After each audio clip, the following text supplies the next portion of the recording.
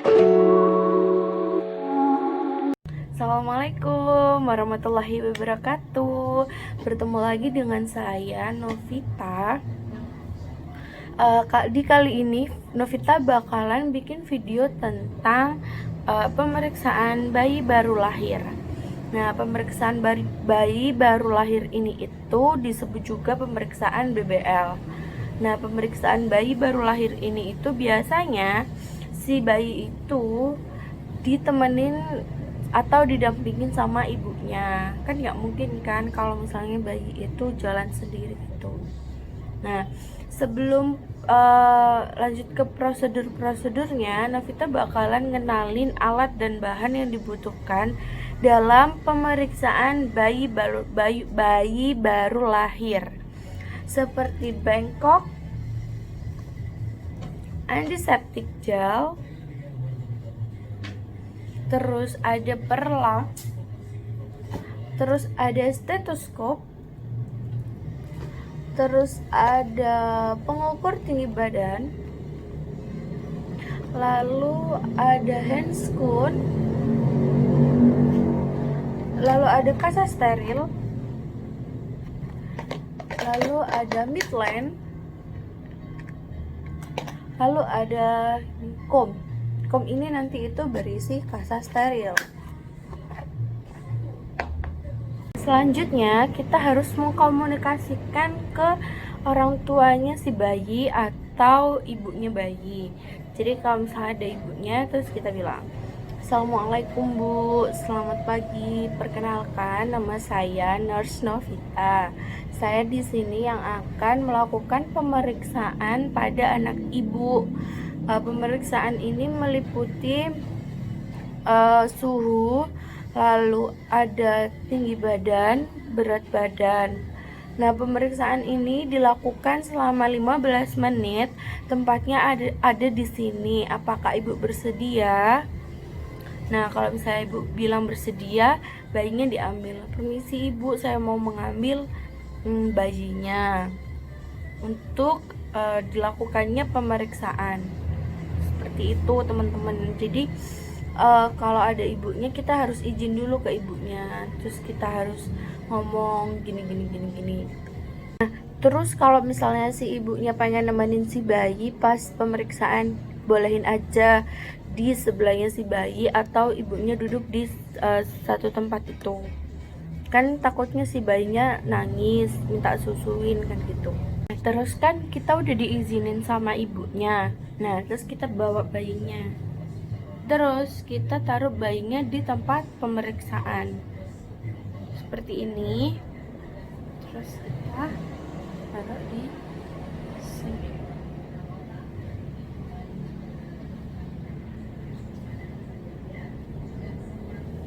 Nah, sebelum melakukan prosedurnya, jangan lupa kita untuk cuci tangan. Cuci tangan menggunakan 6 langkah.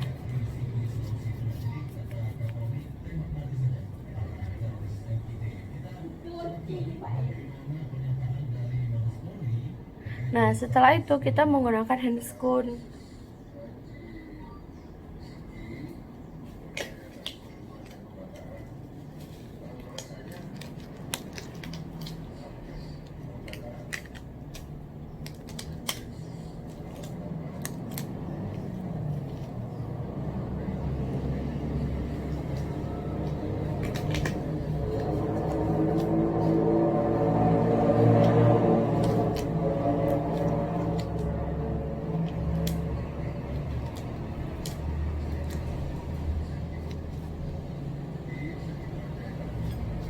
Nah, selanjutnya kita lihat kondisinya si bayi, kayak warna kulit, tonus, sama aktivitas bayinya.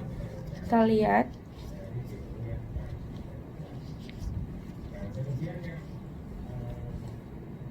Bayinya aktif bergerak. Terus warna kulitnya kemerahan. Berarti ini si bayi normal.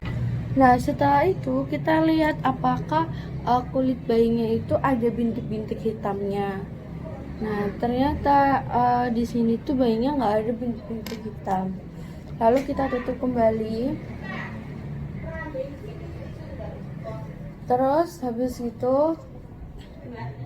nah setelah itu kita periksa RR-nya si bayi. Kita buka lagi. Nah setelah itu kita lihat pernafasan bayi, terus kita lihat dadanya si bayi simetris atau tidak. Terus setelah itu kita lihat lagi apakah ada lesi edema atau tidak. Nah setelah itu kita cek RR-nya si bayi, kita hitung selama 60 detik dengan melihat jarum, dan normalnya itu 40-60 kali per menit. Lalu kita mengecek detak jantung bayi dengan menggunakan stetoskop selama 60 detik, dan normalnya adalah 120 sampai 160.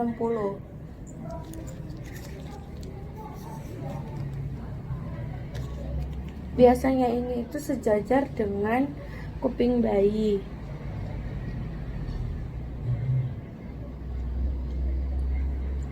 Kita hitung 60 detik.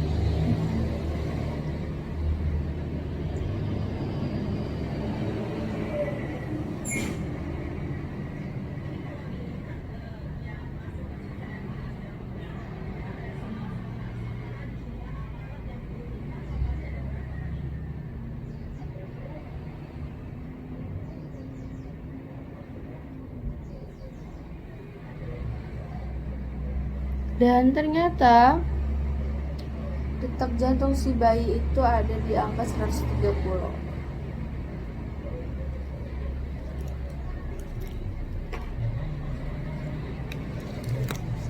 Nah setelah itu kita cek suhu tubuhnya si bayi dengan menggunakan termometer. Biasanya termometer ini itu dia itu akan bunyi kalau misalnya udah berhenti waktunya. Jadi kita taruh di aksilanya si bayi seperti ini.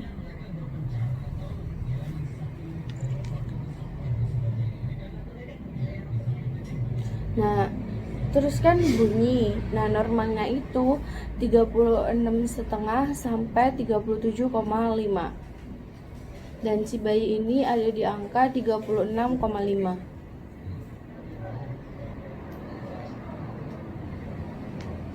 Selanjutnya kita akan melakukan pemeriksaan head to toe.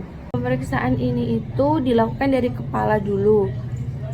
Kita tutup dulu.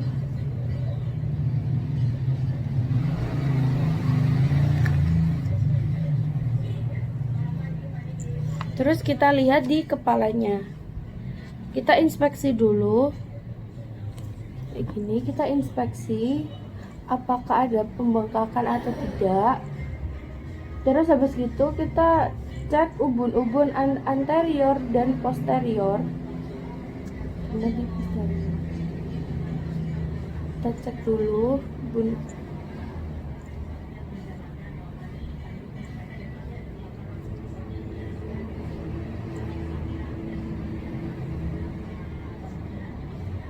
Ternyata tidak ada edema, lesi, dan pembengkakan. Lalu selanjutnya adalah pemeriksaan mata. Kita lihat di matanya itu ada sekret atau kotoran. Jadi matanya itu diginiin.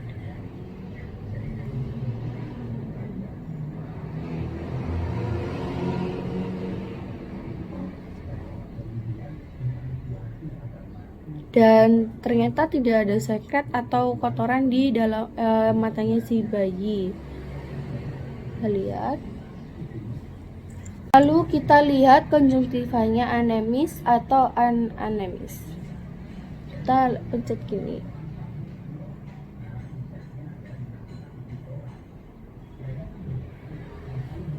Setelah itu kita lakukan pemeriksaan hidung. Dilihat apakah ada sekret, terus kita raba apakah ada definiasi nasi atau ada pernafasan cuping hidung.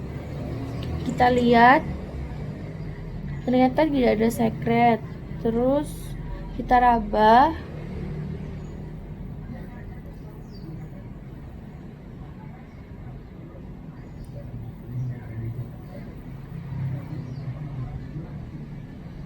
Ternyata tidak ada deviasi septum nasi. Lalu kita lihat apakah ada cuping hidung, pernafasan cuping hidung, dan ternyata si bayi tidak ada pernafasan cuping hidung. Lalu kita lakukan pemeriksaan di mulut. Kita lihat warna lidah dan lendir selaput lidahnya. Kita lihat warnanya. Terus kalau kita lihat selaputnya itu bisa memasukkan tangan kita tapi menggunakan kasar.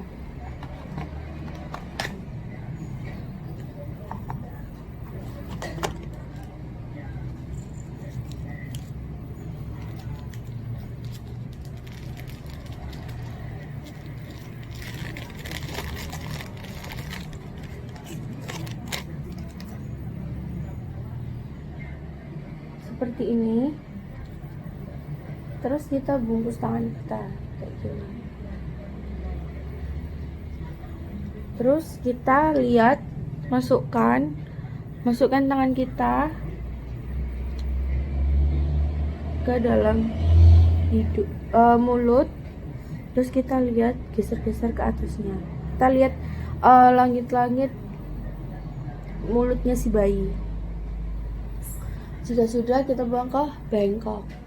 Nah, pas ngerabahnya itu kita lihat apakah ada deviasi atau celah-celah pada langit di mulutnya si bayi itu. Setelah itu kita buka selimut si bayi. Kita lihat kesimetrisan dada si bayi. Terus kita bisa lihat retraksi otot bantu nafas atau kesimetrisan pergerakan dada kanan dan kiri. Lalu kita bisa auskultasi bunyi nafas dan bunyi jantung si bayi. Jadi kita lihat dadanya itu simetris atau tidak. Nah, terus kita cek suara jantungnya si bayi itu tunggal atau adanya murmur.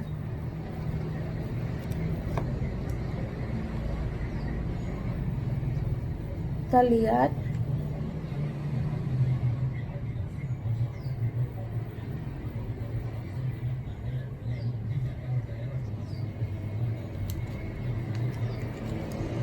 Habis itu kita lihat perutnya, apakah perutnya dia itu lemas atau kaku.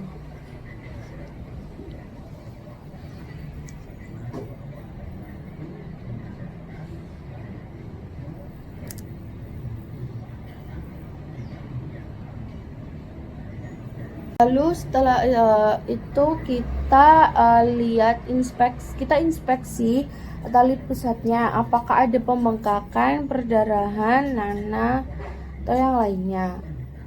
Kita menggunakan tangan kanan.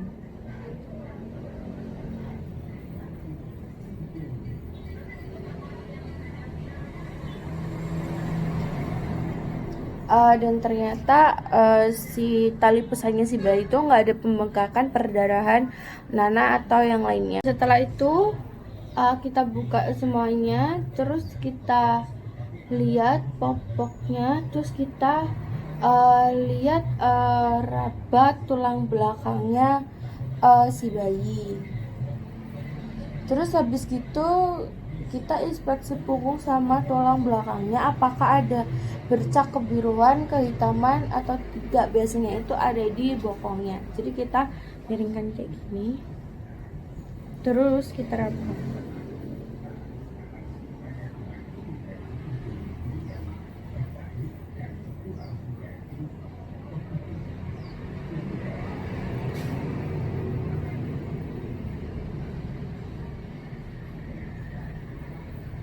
Lalu kita inspeksi lubang anusnya. Kita lihat apakah sudah mengeluarkan mekonium atau tidak. Kalau misalnya si bayi sudah mengeluarkan mekonium, itu artinya si bayi sudah ada anusnya. Selanjutnya adalah pemeriksaan antropometri. Nah, pemeriksaan ini tuh yang pertama adalah berat badan si bayi. Nah, berat badan si bayi ini kalau misalnya kita lihat dia itu tidak usah menggunakan selimut, baju atau apapun, jadi kosong. Nah, apabila menggunakan selimut berarti dikurangi berat badan bayi, dikurangi berat badan si selimut. Jadi kita bawa ini, karena aku nggak punya jadi pura-pura aja gini, kita bawa, kita lihat berapa berat badannya si bayi. Dan setelah itu berat badan sudah, kita ukur lingkar kepala, lingkar dada, sama lingkar perutnya si bayi menggunakan midline. Jadi kayak gini.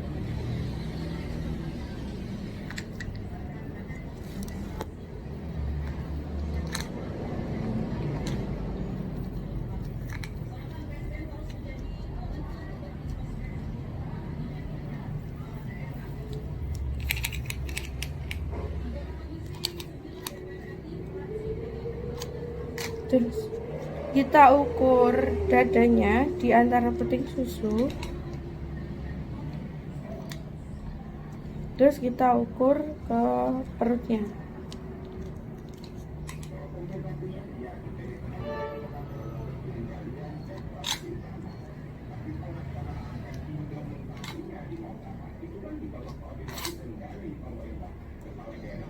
Setelah pemeriksaan itu kita bungkus lagi si bayinya.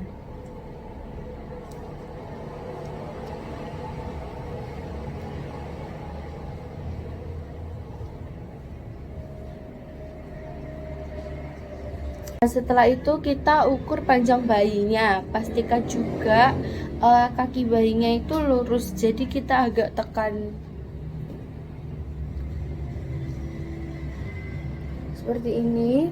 Terus kita ambil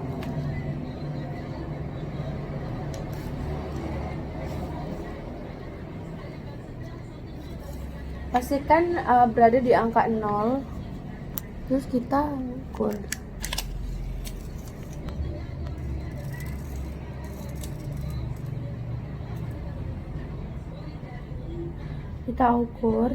Terus pas ngukurnya itu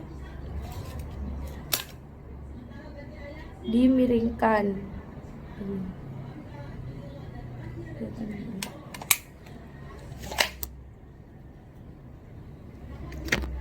Lalu selanjutnya adalah pemeriksaan refleks. Nah, pemeriksaan refleks ini ada yang pemeriksaan Moro, Babinski, terus Blinkin, Grobstein, dan lain-lain. Nah, yang pertama kita tutup dulu.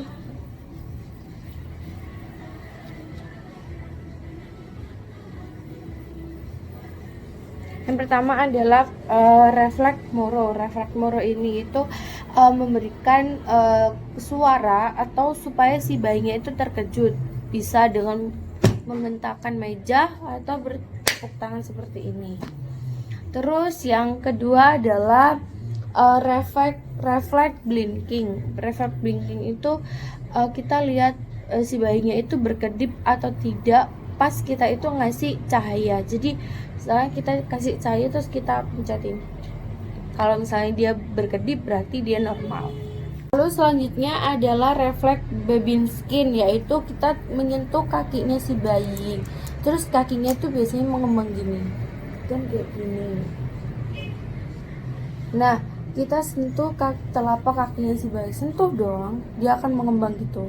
Terus setelah itu adalah refleks grasping, yaitu telapak tangan disentuh dia langsung menggenggam. Terus kalau misalnya telapak tangannya disentuh gini, dia itu otomatis menggenggam tangannya kita. Terus ada refleks rooting, yaitu kalau pipi atau mulutnya disentuh, mulutnya akan membuka atau berbunyi kayak orang yang menghisap. Jadi kita sentuh pipinya atau kita sentuh mulutnya, dia itu akan membuka terus kayak berbunyi, kan buka gini terus dia tiba-tiba berbunyi. Terus lalu ada refleks stepping, yaitu kalau misalnya tubuhnya diangkat dan diposisikan berdiri, kaki itu menjejak-jejak di atas. Jadi kalau misalnya si bayinya kita berdiri gini kan, terus dia tuh tiba-tiba kakinya itu kayak mau ada di permukaan. Terus setelah itu ada refleks sucking, yaitu kalau misalnya tangan kita dimasukkan terus dia tuh kayak menghisap. Dia misalnya tangan kita dimasukkan terus dia tuh kayak menghisap, jadi seolah-olah dia itu sedang menghisap untuk susu ibunya. Terus ada refleks tonic neck, yaitu kalau misalnya dia dilentangkan, kedua tangannya tuh menggenggam, terus kepalanya tuh menengok ke kanan kayak pemain anggar gitu. Jadi kalau misalnya dia dilentangkan seperti ini tuh dia tuh kepalanya itu bakalan nengok ke kanan atau ke kiri, terus tangannya tuh genggam-genggam gitu, gemes. Pemeriksaan bayi udah selesai nih. Nah kalau misalnya udah selesai, bayinya ditutup lagi dengan selimut, terus kita cuci tangan dan melepaskan handscoon. Jadi kita cuci tangan.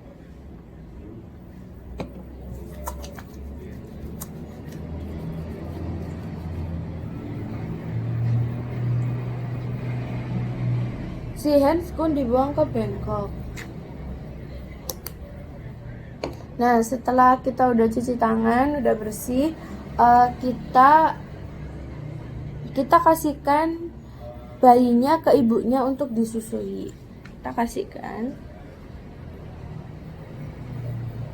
ke si ibunya untuk disusui. Setelah itu kita